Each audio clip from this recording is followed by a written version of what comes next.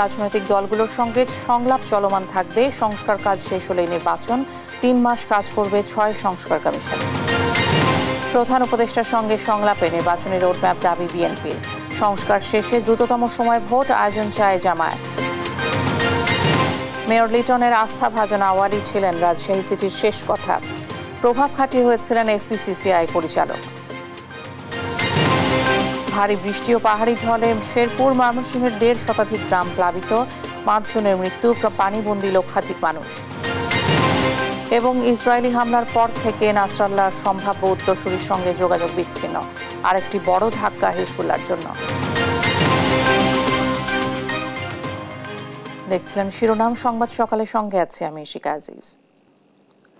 রাজনৈতিক দলগুলো সরকারেরই অংশ, তাদের সঙ্গে সংলাপ চলমান থাকবে বলে জানিয়েছেন প্রধান উপদেষ্টার প্রেস সচিব শফিকুল আলম।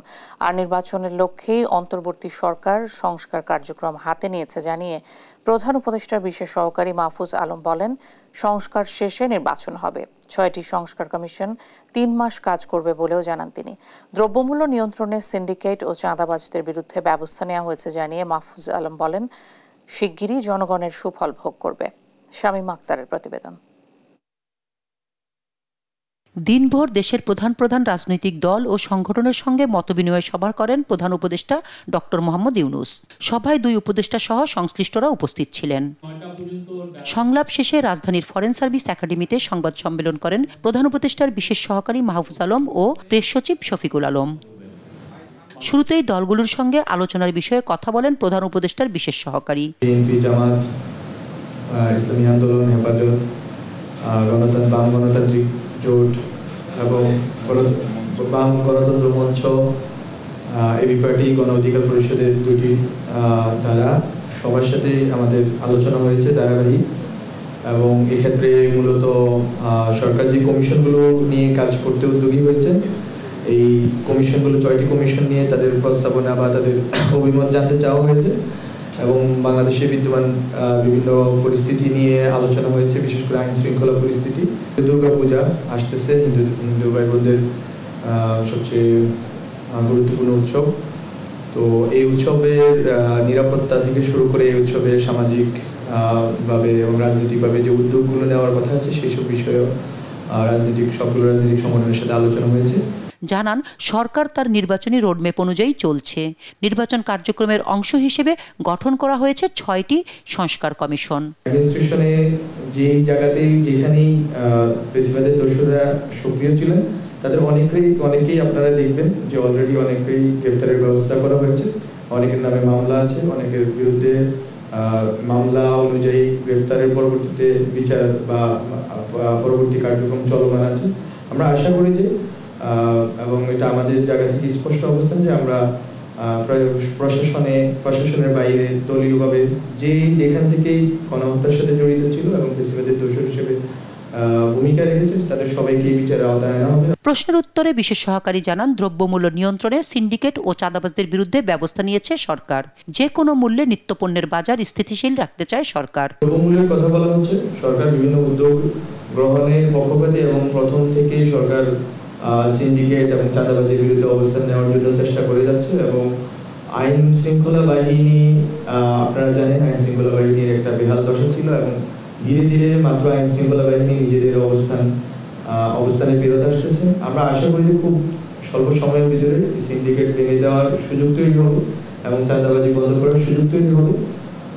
এর পরবর্তীতে আশা করি যে দ্রব্যমূল্যের একটা সুরাহা আমরা করতে পারবো। ইতোমধ্যেই জুলাই স্মৃতি ফাউন্ডেশন কাজ শুরু করেছে জানিয়ে হতাহতদের সহায়তায় বিত্তবানদের এগিয়ে আসার আহ্বান জানান প্রেস সচিব। শামীমা আক্তার, দেশ টিভি, ঢাকা। প্রধান উপদেষ্টা ডক্টর মোহাম্মদ ইউনূসের সঙ্গে সংলাপে নির্বাচনের রোডম্যাপ চেয়েছে বিএনপি। এছাড়া প্রশাসন ও বিচার বিভাগ থেকে স্বৈরাচারের দোসরদের সরানোর পাশাপাশি ভারতে বসে শেখ হাসিনাকে ঘিরে অপপ্রচার বন্ধে দেশটির সরকারের সঙ্গে আলোচনার আহ্বান জানান বিএনপি মির্জা ফখরুল ইসলাম আলমগীর। আলাদা বৈঠকে সংস্কার ও নির্বাচন নিয়ে আলাদা রোডম্যাপ চেয়েছে জামায়াত। সংস্কার কাজ শেষ করে দ্রুততম সময়ে সুষ্ঠু নির্বাচন চেয়েছেন দলটির আমির ডাক্তার শফিকুর রহমান। শামীমা আক্তারকে সঙ্গে নিয়ে সাইফুল রিপনের প্রতিবেদন। রাজনৈতিক দলগুলোর সঙ্গে অন্তর্বর্তী সরকারের তৃতীয় দফা সংলাপের শুরুতেই অংশ নেয় মির্জা ফখরুল ইসলাম আলমগীরের নেতৃত্বে বিএনপির প্রতিনিধি দল। রাষ্ট্রীয় অতিথি ভবন যমুনায় প্রধান উপদেষ্টা ডক্টর মোহাম্মদ ইউনূসের সঙ্গে প্রায় 1 ঘণ্টা বিভিন্ন বিষয়ে কথা বলেন তারা। পরে বিএনপি মহাসচিব সাংবাদিকদের জানান, দ্রুত ভোট আয়োজনকে গুরুত্ব দিয়ে নির্বাচন ব্যবস্থা সংস্কার নিয়ে আলোচনা হয়েছে। এ বিষয়ে আশ্বস্ত করেছেন প্রধান উপদেষ্টা। নির্বাচন কমিশনার নিয়োগ আইন স্থগিত করে প্রধান রাজনৈতিক দলসমূহ ঐক্যমতের ভিত্তিতে অনতিবিলম্বে নির্বাচন কমিশন গঠন করতে হবে এবং আমরা একটা রোড ম্যাপ দিতে বলি। এনআইডি কার্ড যেটা আপনার স্বরাষ্ট্র মন্ত্রণালয়ে করা আইন করা হয়েছিল সেটাকে অর্ডিন্যান্স জারির মধ্যে বাতিল করতে বলেছে। তো 1824 সালে যে সকল নির্বাচন কমিশন ছিল প্রধান নির্বাচন কমিশনার এবং কমিশনার সহ তাদেরকে পক্ষপাতদুষ্ট নির্বাচন করার অভিযোগে তাদেরকে আইনের আওতায় আনার কথা বলেছে। বিচার বিভাগ ও প্রশাসনকে পতিত স্বৈরাচারের দোষর মুক্ত করা, গুম খুনে জড়িতদের জামিন ও দেশত্যাগ ঠেকাতে ব্যবস্থা নেওয়ার আহ্বান জানানো হয়েছে বলেও জানান মির্জা ফখরুল। পুলিশ কর্মকর্তা কিছু শুনতে পাই, কিছু আপনার বিভিন্ন মন্ত্রণালয়ের লোকজনেরা এবং আপনার মন্ত্রীরা তারা দেশ ছেড়ে পালিয়ে যাচ্ছে। কীভাবে পালাচ্ছে, কার সহযোগিতায় পালাচ্ছে, সেই বিষয়গুলো আমরা দেখার জন্য বলেছি। 2007 সাল থেকে 24 সাল পর্যন্ত 5ই আগস্ট পর্যন্ত আওয়ামী লীগের আমলে দায়েরকৃত সকল মিথ্যা মামলা প্রত্যাহারের প্রয়োজনীয় ব্যবস্থা গ্রহণ করা। ভারতে বসে শেখ হাসিনার দেশবিরোধী অপপ্রচার রোধ ও সাম্প্রদায়িক ইস্যু তৈরির চেষ্টাকারীদের বিরুদ্ধে ব্যবস্থা নেওয়ার সুপারিশও করেছে বিএনপি। অতীত ফ্যাসিবাদী প্রধান শেখ হাসিনা ভারতে আসে, ভারতের থেকে তাকে কেন্দ্র করে তার মাধ্যমে যে সমস্ত ক্যাম্পেইন চলছে, প্রচারণা চলছে, যে অপপ্রচার চলছে, সেই বিষয়গুলো বুঝতে পারছে এই জন্য যে ভারতে আছে। এই বিষয়টাকে ভারতের সরকারের সঙ্গে আলোচনা করার জন্য এবং তাকে ওই অবস্থা থেকে সরিয়ে দেওয়ার জন্য আমরা সরকারকে অনুরোধ করেছি। তারা ভারত সরকারের সঙ্গে কথা বলছে। এরপর প্রধান উপদেষ্টার সঙ্গে সংলাপে বসে বাংলাদেশ জামায়াতে ইসলামী। এ সময় রাষ্ট্র সংস্কার, নির্বাচন সহ নানা বিষয়ে আলোচনা হয়। পরে জামায়াতে ইসলামীর আমির ডাক্তার শফিকুর রহমান জানান, সংস্কার ও নির্বাচনকে গুরুত্ব দিয়ে ফলপ্রসূ আলোচনা হয়েছে।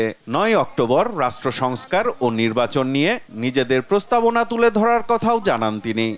তারা কোনো ধরনের পক্ষ বিপক্ষের মানসিকতা না নিয়ে বরঞ্চ নিরপেক্ষ দৃষ্টিকোণ থেকে তারা দেশকে একটা ভালো জায়গায় নিয়ে একটা সুষ্ঠু নির্বাচন তারা দিতে সক্ষম হবেন এবং এই ক্ষেত্রে এটাও আমরা আশা করছি যে এই সময়টা নাতি দীর্ঘ হবে। আগামী 9 তারিখ আপনাদের মাধ্যমে জাতির সামনে আমরা আমাদের প্রস্তাবনাগুলো উন্মুক্ত করব ইনশাআল্লাহ। আসছে দুর্গাপূজার নিরাপত্তা ইস্যুতে আলোচনার কথাও জানান জামায়াতের আমির। সরকার এবং জনগণ মিলে, আইন শৃঙ্খলা বাহিনী এবং জনগণ যদি একসাথে কাজ করে, আমরা আশা করছি একটা অভূতপূর্ব দুর্গাপূজা আমাদের হিন্দু ধর্মের ভাই বোনেরা তারা উদযাপন করতে সক্ষম হবে। সাইফুল রিপন, দেশ টিভি, ঢাকা। রাষ্ট্র সংস্কার, নির্বাচন সহ বিভিন্ন ইস্যুতে নিজেদের মতামত প্রধান উপদেষ্টার কাছে তুলে ধরেছে বিভিন্ন রাজনৈতিক দল। রাষ্ট্রীয় অতিথি ভবন যমুনায় আয়োজিত সংলাপে নিজেদের প্রস্তাবনা তুলে ধরেন দলগুলোর নেতারা। সংস্কার কার্যক্রম ও সুষ্ঠু নির্বাচন আয়োজনে স্বৈরাচারের দোসরদের বিরুদ্ধে ব্যবস্থা নেয়ার দাবি জানান তারা। শামীমা আক্তারের আরও একটি রিপোর্ট। অন্তর্বর্তী সরকারের সঙ্গে সংলাপে অংশ নেন বাম গণতান্ত্রিক জোট। বৈঠক শেষে নেতারা বলেন, আইন শৃঙ্খলা পরিস্থিতি এখনও নিয়ন্ত্রণহীন। অন্তর্বর্তী সরকারকে প্রশাসন সংস্কার সহ জনগণের আশা আকাঙ্ক্ষা বাস্তবায়নে কাজ করার পরামর্শ দেন। পূজার সামনে আছে, সেই পূজার ব্যাপারটা যাতে এই সম্প্রদায়ের মানুষ যথাযথভাবে শান্তিপূর্ণভাবে পূজাটা সম্পন্ন করতে পারে। প্রশাসনেও আমরা বেশ কিছু দুর্বলতা দেখছি, ব্যর্থতা দেখছি, সীমাবদ্ধতা দেখছি। সেই প্রশাসন, সিভিল, পুলিশ বা যে ধরনের প্রশাসন হোক, সব ধরনের জায়গাতে আমরা এদের কিছু কিছু আলামত দেখতে পাচ্ছি যা দেখে উদ্বেগ প্রকাশ করবার মতো। জোটের অন্যতম নেতা সিপিবির সাধারণ সম্পাদক রুহিন হোসেন প্রিন্স বলেন, সব ধরনের সংস্কারের দায়িত্ব অন্তর্বর্তী সরকারের নয়। জনগণের আবেগ ৭১ নিয়ে বিতর্কে না জড়ানোর পরামর্শ দেন তিনি। এই যে হাজারো শহীদের রক্তের মধ্য দিয়ে যে গণ অভ্যুত্থান আমরা সংগঠিত করেছি, এই যে হাজার হাজার মানুষ যে আহত, তার এখনো কান্না বুকে চেপে আছে, কিন্তু সে গণ অভ্যুত্থানকে আফোল্ড করে, সেই গণ অভ্যুত্থান প্রশ্নবিদ্ধ হবে। এই জন্য অনেক কাজ করা যাবে না। তার মধ্যে আমরা দৃষ্টি আকর্ষণ করেছি, মুক্তিযুদ্ধকে বিতর্কিত করা যাবে না। অন্তর্বর্তী সরকারকে 6 সংস্কার কমিশনের সঙ্গে আরও 9টি কমিশন গঠনের প্রস্তাব দিয়েছেন ইসলামিক আন্দোলন। সংলাপ শেষে দলের আমির মুফতি রেজাউল করিম বিগত সময়ে সব নির্বাচন ছিল প্রশ্নবিদ্ধ বলে জানান। সেই নির্বাচনগুলো বেশিরভাগই সব নির্বাচনগুলোই ছিল সব প্রশ্নবিদ্ধ, বিতর্কের প্রায় ঊর্ধ্বে ছিল না। প্রধান উপদেষ্টার সঙ্গে বৈঠক শেষে দলের সদস্য সচিব মুজিবুর রহমান মঞ্জু উপদেষ্টা পরিষদ থেকে বিতর্কিতদের বাদ দেওয়ার পরামর্শ দেন। আমরা দেখেছি যে সেনাবাহিনীকে ম্যাজিস্ট্রেসি ক্ষমতা দেওয়ার পরও দেশের আইনশৃঙ্খলা পরিস্থিতির উন্নতি হয়নি। আমরা বলেছি যে বেশ কয়েকটি মন্ত্রণালয়ের কাজ খুব হতাশাজনক, বিশেষ করে জনপ্রশাসন, স্বরাষ্ট্র, আইন এ ধরনের কিছু মন্ত্রণালয়ের ব্যাপারে আমরা বলেছি প্রয়োজনে এই সমস্ত মন্ত্রণালয়ের উপদেষ্টাদেরকে পরিবর্তন করা। গণ অধিকার পরিষদের সভাপতি নুরুল হক নূর বলেন, সরকার পরিচালনা রাজনৈতিক দলের কাজ, অনভিজ্ঞ উপদেষ্টাদের সরিয়ে দেওয়ার দাবি জানান তিনি। রাজনৈতিক দলগুলো কিংবা আমরা এই সরকারকে ক্ষমতায় বসালাম, এই সরকারের জন্য আন্দোলন সংগ্রাম নির্যাতন নিপীড়ন করে তাদের জন্য রাস্তা তৈরি করলাম। সেই সরকারের সাথে যদি আমাদের দূরত্ব তৈরি হয়, আমরা যদি মন খুলে কথা বলতে না পারি, তাহলে সম্পর্কের অবনতি হবে, যেটা আলটিমেটলি একটা অন্য পরিস্থিতি বয়ে আনতে পারে। তবে হেফাজত ইসলামের নেতা বলেন, অন্তর্বর্তী সরকারের ভেতরে ফেসিবাদীদের দোসররা রয়েছে, অবিলম্বে তাদের অপসারণ করতে হবে। শিক্ষা কমিশনের ব্যাপারে, শিক্ষা কমিটির ব্যাপারে আমাদের প্রস্তাবনা ওলামায়ে কেরামের প্রতিনিধিত্ব থাকতে হবে। হেফাজত ইসলাম এবং ওলামায়ে কেরামদেরকে দেখে তাদের মতামত নিয়ে শিক্ষা কমিশন, বিভিন্ন কমিটি গঠন করতে হবে। এ সময় সনাতন ধর্মাবলম্বীদের নিয়ে দেশবিরোধী অপপ্রচার চলছে জানিয়ে নির্বিঘ্নে শারদীয় দুর্গোৎসব পালনের ব্যবস্থা নেওয়ার দাবি জানান নেতারা। শামীমা আক্তার, দেশ টিভি, ঢাকা। রাজশাহী মহানগর আওয়ামী লীগের কোষাধ্যক্ষ ছিলেন শামসুজ্জামান আউয়াল। অপসারিত মেয়র AHM খায়রুজ্জামান লিটনের আস্থাভাজন হওয়ায় সিটি কর্পোরেশনের উন্নয়ন কাজ থেকে শুরু করে গুরুত্বপূর্ণ প্রতিষ্ঠানের পদ সবকিছুতে আওয়ালের কথাই ছিল শেষ কথা।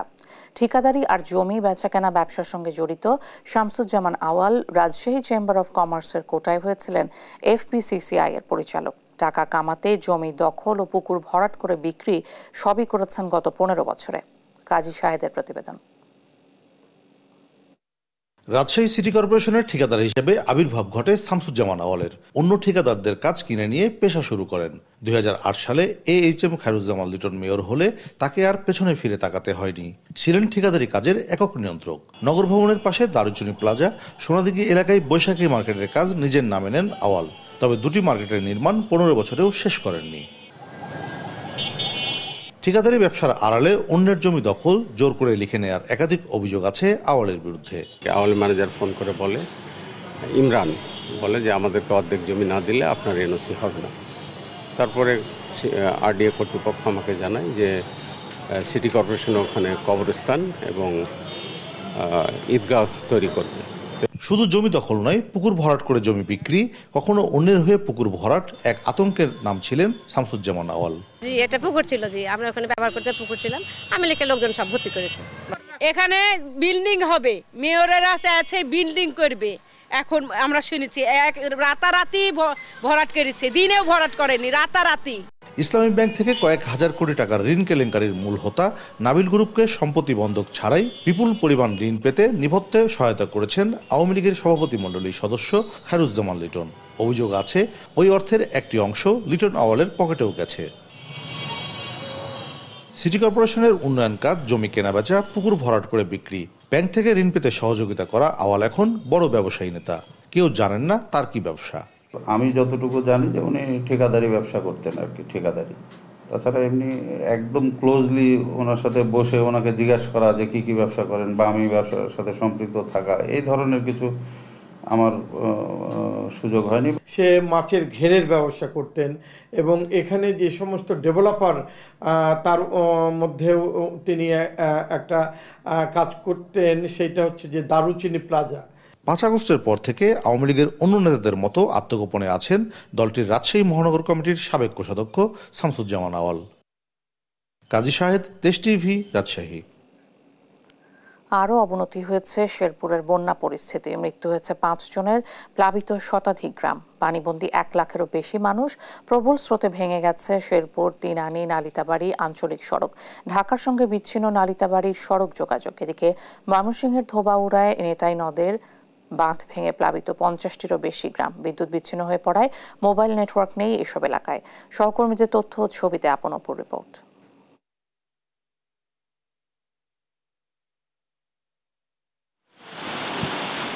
অব্যাহত উজানের ঢল আর ভারী বৃষ্টিতে শনিবার সকাল থেকে আবারও বেড়েছে শেরপুরের বন্যার পানি। প্লাবিত হচ্ছে নতুন নতুন এলাকা। প্রবল স্রোতে ভেঙে গেছে শেরপুর তিনানি নালিতাবাড়ি আঞ্চলিক সড়ক। এছাড়া পানিতে তলিয়েছে নালিতাবাড়ি ময়মনসিংহ আঞ্চলিক মহাসড়ক। বন্ধ হয়ে গেছে যান চলাচল। ঢাকার সঙ্গে বিচ্ছিন্ন শেরপুর হয়ে নালিতাবাড়ির সড়ক যোগাযোগ। বিভিন্ন নদীর পাড়সহ ঝিনাইগাতি ও নালিতাবাড়ির মহারশি এবং ভোগাই নদীর অন্তত 10 জায়গায় বাঁধ ভেঙে গেছে। ডুবেছে শতাধিক গ্রাম, পানিবন্দী হয়ে পড়েছেন 1 লাখেরও বেশি মানুষ। নালিতাবাড়ি উপজেলায় এখন পর্যন্ত 3 জন মারা যাওয়ার খবর পাওয়া গেছে। নিখোঁজ রয়েছেন বেশ কয়েকজন। তলিয়েছে গ্রামের বিভিন্ন রাস্তাঘাট ও ফসলি জমি। বাড়ছে চেল্লাখালী নদীর পানিও। পর্যাপ্ত আশ্রয় কেন্দ্র না থাকায় চরম বিপাকে পড়েছেন দুর্গতরা। স্থানীয়রা জানান, আকস্মিক বন্যা দেখা দেয়ায় ছিল না পূর্ব প্রস্তুতি। অনেকেই হারিয়েছেন তাদের মাথা গোঁজার ঠাঁই। সারা রাত বৃষ্টি করছে, দেখছি উড়ানোর মধ্যে পানি সামান্য একটু। দেখতে দেখতে পানি এক ধাক্কায় আসি বসছে, আসি বেরিয়ে এখানকার মানুষের বাড়ি থাকতেছি, গরু বাছুর মানুষের বাড়ি, ছাগল মানুষের বাড়ি। নদীর পানি আর এই পানি, দুই পানি একত্র হয়ে উঁচা হয়ে এই মুখে পড়ছে, বাড়িঘর উঠে পড়ছে। স্থানীয় প্রশাসন ও কয়েকটি স্বেচ্ছাসেবী সংগঠন স্বল্প পরিসরে উদ্ধার কাজ শুরু করলেও তা প্রয়োজনের তুলনায় অপ্রতুল। পানি বাড়তে থাকলে পরিস্থিতি আরো ভয়াবহ হওয়ার আশঙ্কা স্থানীয়দের। এদিকে টানা বৃষ্টি ও উজানের ঢলে তলিয়ে গেছে ময়মনসিংহের সীমান্তবর্তী হালুয়াঘাট ও ধোবাউড়া উপজেলার 50টিরও বেশি গ্রাম। কালিকাবাড়ি, পঞ্চনন্দপুর, সোহাগীপাড়া, মন্দিরঘোনা সহ বেশ কয়েকটি জায়গায় ভেঙে গেছে নেতাই নদীর বাঁধ। পানিবন্দী হয়ে চরম দুর্ভোগে পড়েছেন বাসিন্দারা। ব্যাপক গাড়ি ঘুরি বাসায় নিতে থাকা, মানুষের ঘর বাড়ি নষ্ট হয়ে যাচ্ছে, রান্না বাড়া করতে পারে না, খাওয়া দাওয়া নাই। গ্যাসের চুলা আপনার রাত্রে বাড়িয়ে গেছে পানি দিয়ে। এত ভয়াবহ পানি হচ্ছে আপনার নদী ভাঙ্গনে সব চলে গেছে পানি দেওয়াইছে। বিদ্যুৎ বিচ্ছিন্ন হয়ে পড়ায় এসব এলাকায় নেই মোবাইল নেটওয়ার্কও। দুর্গতদের প্রাথমিক বিদ্যালয়গুলোতে আশ্রয়ের ব্যবস্থা করা হয়েছে বলে জানায় জেলা প্রশাসন। ক্ষতিগ্রস্তদের সহায়তায় করা হচ্ছে তালিকা। আপনপু, নিউজ ডেস্ক, দেশ টিভি। টানা বৃষ্টি ও পাহাড়ি ঢলে শেরপুরের বন্যা পরিস্থিতি অপরিবর্তিত। নতুন করে প্লাবিত হয়েছে নকলা ও সদর উপজেলা। বিস্তারিত জানাচ্ছেন সহকর্মী মুজাহিদুল ইসলাম। স্মরণকালের সবচেয়ে ভয়াবহ বন্যার কবলে পড়েছে শেরপুর জেলার 5টি নদ নদীর বাঁধ ভেঙে প্লাবিত হয়েছে অন্তত 2 শতাধিক গ্রাম। এতে পানিবন্দী হয়ে পড়েছে লক্ষাধিক মানুষ। পানিবন্দী এ সকল মানুষের দেখা দিয়েছে নানা ধরনের দুর্ভোগ। গতকাল শেরপুরের নালিতাবাড়ি উপজেলায় একই গ্রামের আপন 2 ভাইয়ের মৃত্যুর ঘটনা ঘটেছে। এ নিয়ে এলাকায় শোকের মাতম পড়েছে। এ নিয়ে শেরপুর জেলায় 6 জনের মৃত্যুর খবর পাওয়া গিয়েছে। উজানে পানি কিছুটা কমলেও নিম্নাঞ্চলগুলো এই মুহূর্তে প্লাবিত হচ্ছে। গতকাল মধ্যরাত পর্যন্ত বৃষ্টি কম থাকলেও মধ্যরাত থেকে এখন পর্যন্ত টানা বৃষ্টির ফলে নতুন নতুন এলাকা প্লাবিত হওয়ায় এই এলাকায় দেখা দিয়েছে নানা ধরনের দুর্ভোগ। খাদ্য সামগ্রী সহ উদ্ধার তৎপরতা চালাচ্ছে শেরপুরের বিভিন্ন জায়গায় সেনাবাহিনী, দমকল বাহিনী, স্বেচ্ছাসেবক টিম এবং রেস্কিউ টিমের সদস্যরা। তবে শিশু, বৃদ্ধ এবং নারীরা সবচেয়ে বেশি দুর্ভোগে পড়েছে। গত কয়েকদিন কিন্তু চুলায় আগুন না জ্বলার কারণে খাদ্যের যে ঘাটতি, সেই ঘাটতিতে পড়তে হয়েছে এ সকল বন্যা কবলিত এলাকার মানুষদের। শেরপুরের নালিতাবাড়ি উপজেলার বেশ কয়েকটি নিম্নাঞ্চল এই মুহূর্তে প্লাবিত হওয়ায় এই এলাকায় দেখা দিয়েছে নানা ধরনের দুর্ভোগ। এই মুহূর্তে আমি রয়েছি শেরপুর জেলার নালিতাবাড়ি উপজেলার যোগানিয়া ইউনিয়নে এবং যোগানিয়া ইউনিয়নের প্রতিটি এলাকায় কিন্তু এই মুহূর্তে প্লাবিত হয়েছে এবং যার কারণে এই এলাকায় দুর্ভোগ কিন্তু বেড়েই চলছে। সেই সাথে আজ সকাল 7টায় সেনাপ্রধানের এই নালিতাবাড়ি এবং শেরপুরের যে বন্যা কবলিত এলাকা পরিদর্শনের কথা রয়েছিল সেটিও কিন্তু বাতিলের ঘোষণা এসেছে। আমরা গণমাধ্যম কর্মীদের পক্ষ থেকে জানাতে চাই। আর সেই সাথে এই মুহূর্তে খাদ্য সামগ্রী সহ উদ্ধার তৎপরতা চালানোর জন্য যে সরঞ্জামাদি প্রয়োজন সেগুলো কিন্তু অনেকটাই কম থাকার কারণে কিন্তু অনেকটাই ঘাটতি দেখা দিয়েছে এবং সেই সাথে সংকটে পড়েছে এলাকার বাসিন্দাদের। তাই খাদ্য সামগ্রী এবং উদ্ধার তৎপরতা চালাতে প্রয়োজনীয় সরঞ্জামাদি সহ এই এলাকার মানুষজনের পাশে দাঁড়ানোর আহ্বান বন্যা কবলিত এলাকার মানুষদের। এদিকে ভারী বর্ষণে ময়মনসিংহের হালুয়াঘাট ধোবাউড়ায় আবারও বাড়ছে পানি, বন্যা পরিস্থিতির আরও অবনতির শঙ্কা। এ নিয়ে আরও জানাতে ময়মনসিংহ থেকে যুক্ত হচ্ছেন ইলিয়াস আহমেদ। ইলিয়াস, বন্যার সবশেষ পরিস্থিতি জানাবেন। গতকাল সন্ধ্যা থেকে মধ্যরাত পর্যন্ত ভারী বর্ষণ হয়েছে। এরপর থেকে কিন্তু টানা বৃষ্টিতে আবারও নতুন নতুন এলাকা প্লাবিত হয়েছে হালুয়াঘাট এবং ধোবাউড়া উপজেলায়।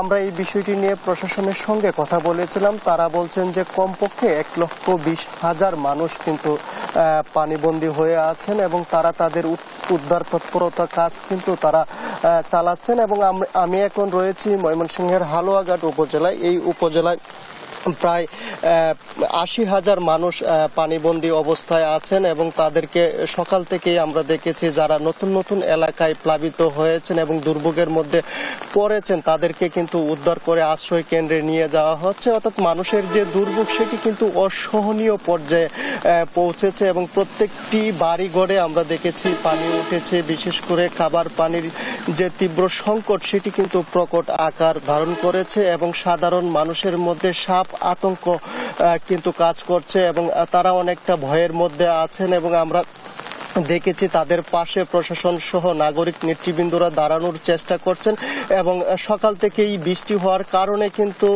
এই দুর্ভোগে পড়া মানুষগুলো কিন্তু তারা তাদের যে আশ্রয় কেন্দ্র সেই আশ্রয় কেন্দ্র যেতেও কিন্তু তাদের ভোগান্তি পোহাতে হচ্ছে। বিশেষ করে বলা যায় যে এই দুই উপজেলায় কয়েক হাজার হেক্টর জমির ফসল কিন্তু নষ্ট হয়েছে এবং এই যে কৃষক যে আবাদটুকু করেছিল আসলে তারা তাদের সর্বোচ্চটুকু দিয়ে বিনিয়োগ করেছিল, সেই বিনিয়োগ এখন কিন্তু একেবারেই বিফলে গেছে। সেই বিষয়টি নিয়ে তারা অনেকটাই চিন্তিত এবং তারা বলছেন যে ক্ষতিগ্রস্ত এলাকা পরিদর্শন করে সরকার যদি তাদেরকে সহযোগিতা না করে তাহলে এই কৃষকরা কিন্তু ঘুরে দাঁড়াতে পারবেন না। বিশেষ করে মাছ চাষ এবং ধান এই সবজি এই অঞ্চলে বেশি হয়ে থাকে এবং সেই বিষয়টি কিন্তু তারা দাবি জানিয়েছেন। আমরা কিছুক্ষণ আগেই কিন্তু ময়মনসিংহের বিভাগীয় কমিশনার এই ক্ষতিগ্রস্ত এলাকা হালুয়াঘাটে তিনি এসেছেন এবং বন্যা কবলিত মানুষগুলোর সাথে কথা বলার চেষ্টা করছেন এবং তাদের কি পরিমাণ ক্ষয়ক্ষতি হয়েছে, কে কি পরিমাণ কিভাবে ক্ষতিগ্রস্ত হয়েছেন তাদের তালিকা করার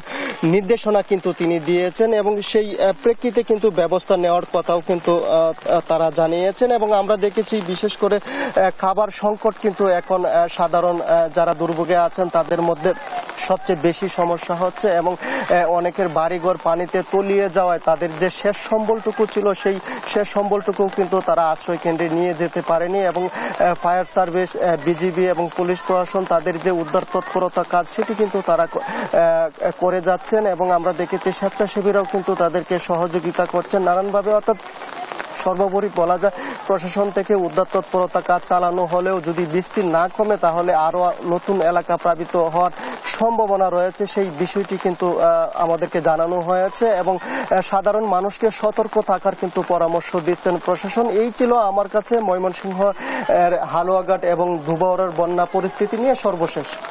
ইলিয়াস, অনেক ধন্যবাদ আপনাকে। কেরানীগঞ্জে একটি রেস্টুরেন্টে গ্যাস সিলিন্ডার বিস্ফোরণে 3 জন নিহত হয়েছেন। বিস্ফোরণে আরও অন্তত 8 জন আহত হয়েছেন। সম্পূর্ণ পুড়ে গেছে 4টি দোকান। শনিবার সন্ধ্যা 7টায় কেরানীগঞ্জের রোহিতপুর বোর্ডিং মার্কেট এলাকায় নবাবগঞ্জগামী একটি ট্রাক একটি ভ্যানকে ধাক্কা দেয়। এ সময় ভ্যানটি নিয়ন্ত্রণ হারিয়ে রেস্টুরেন্টের গ্যাস সিলিন্ডারে লাগলে বিস্ফোরণের ঘটনা ঘটে। মুহূর্তেই আগুন ছড়িয়ে পড়ে পাশের 4টি দোকানে। কেরানীগঞ্জ ফায়ার সার্ভিস স্টেশনের 2টি ইউনিট প্রায় 2 ঘন্টা চেষ্টা চালিয়ে আগুন নিয়ন্ত্রণে আনে। এ ঘটনায় 3 জনের মরদেহ উদ্ধার করা হয়। রেস্টুরেন্ট মালিক মিন্টু সহ 8 জনকে শেখ হাসিনা বার্ন ইনস্টিটিউট সহ অন্য হাসপাতালে চিকিৎসা দেওয়া হচ্ছে।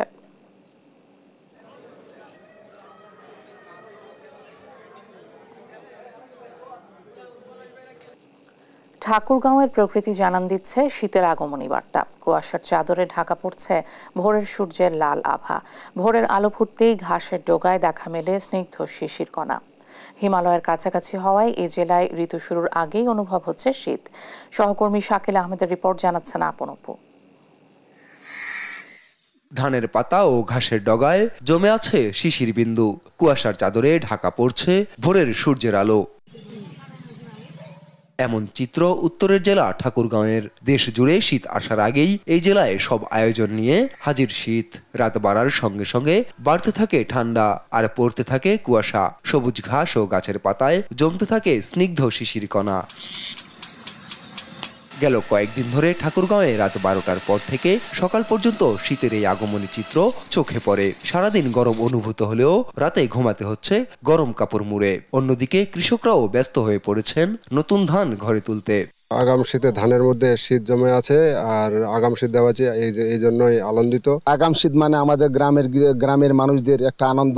আর শীতের লাভার কারণে দিনে হচ্ছে গরম করে, রাতে প্রচুর ঠান্ডা করে। সন্ধ্যার পর তাপমাত্রাটা অনেক কমে যায় এবং রাত যত গভীর হয় তত ঠান্ডা অনুভূত হয় এবং সকালের দিকে প্রচন্ড কুয়াশা দেখা যায়। প্রতিবার দেশের অন্য জেলার চেয়ে ঠাকুরগাঁওয়ে বেশি অনুভূত হয় শীতের তীব্রতা। এবার শীত মোকাবিলায় জেলায় পর্যাপ্ত প্রস্তুতির কথা জানায় জেলা প্রশাসক। আগাম চিঠি পাঠানো হয়েছে ত্রাণ মন্ত্রণালয়েও।